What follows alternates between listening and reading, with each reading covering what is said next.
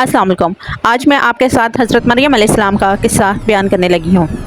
सूरत इमरान में अल्लाह ताला ने फरमाया है कि बेशक अल्लाह ताला ने तमाम जहानों में से आदम को, नूह को और इमरान के ख़ानदान को और इब्राहीम के ख़ानदान को चुन लिया है कि ये सब आपस में एक दूसरे की नस्ल से हैं और अल्लाह ताला सुनता जानता है।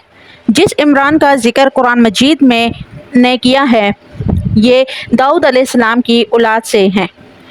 ज़करिया अलैहिस्सलाम की बीवी यहया अलैहिस्सलाम की वालदा ईशा और मरियम अलैहिस्सलाम की वालदा हना दोनों आपस में बहनें थीं। ज़करिया अलैहिस्सलाम रिश्ते में मरियम अलैहिस्सलाम के खालू थे। इस तरह यहया अलैहिस्सलाम और मरियम अलैहिस्सलाम आपस में खालाजाद थे।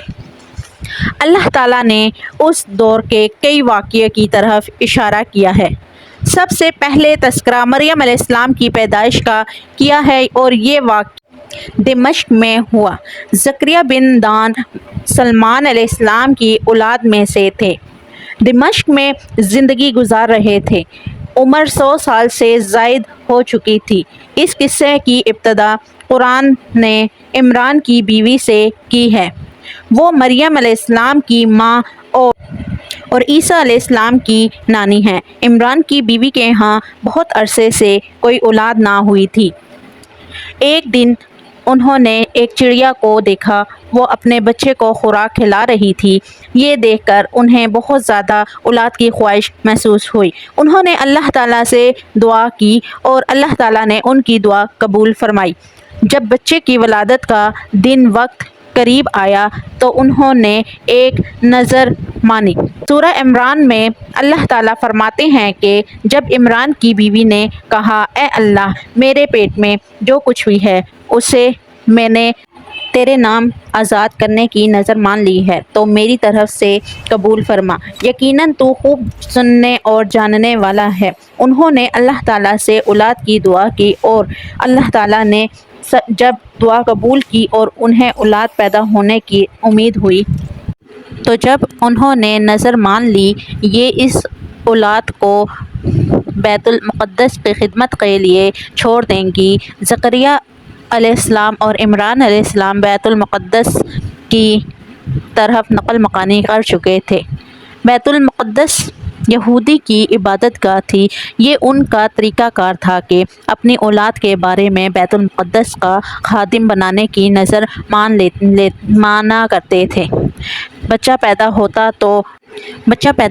तो उलमा के सुपुर्द कर देते थे। उलमा उसे तौरात पढ़ाया करते थे ताकि वो इबादत करने वाला बन जाए, बैतुल मुक़द्दस की खिदमत करे। लेकिन उनके यहाँ बच्ची पैदा हुई, बच्चियों को तो खिदमत के लिए वक्त नहीं किया करते थे। सूरत इमरान में है कि जब बच्ची पैदा हुई तो कहने लगे, ए परवरदिगार, मेरे यहाँ तो लड़की पैदा हुई है। अल्लाह ताला को खूब मालूम है कि क्या औलाद हुई है और लड़का लड़की जैसा नहीं।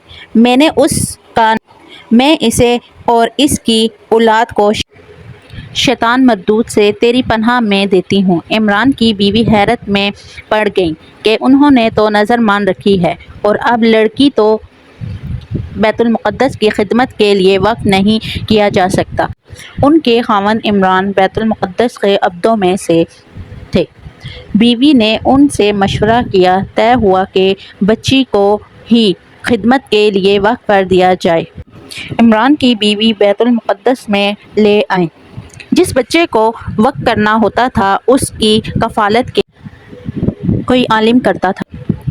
अब्दों में उस वक्त झगड़ा पैदा हुआ कि उस बच्ची की कफ़ालत कौन करेगा। इसके लिए आखिर ये तरीका तय हुआ कि वो सब अपना अपना कलम पानी में फेंक दें और जिसका कलम उल्टी जानिब तहरे वो इसकी कफ़ालत करेगा। फिर एक एक करके सब ने अपना कलम फेंक दिया और वो पानी में बहाव के साथ बहने लगे, जबकि ज़करिया अलैहिस्सलाम का कलम उल्टी सिमत बहने लगा।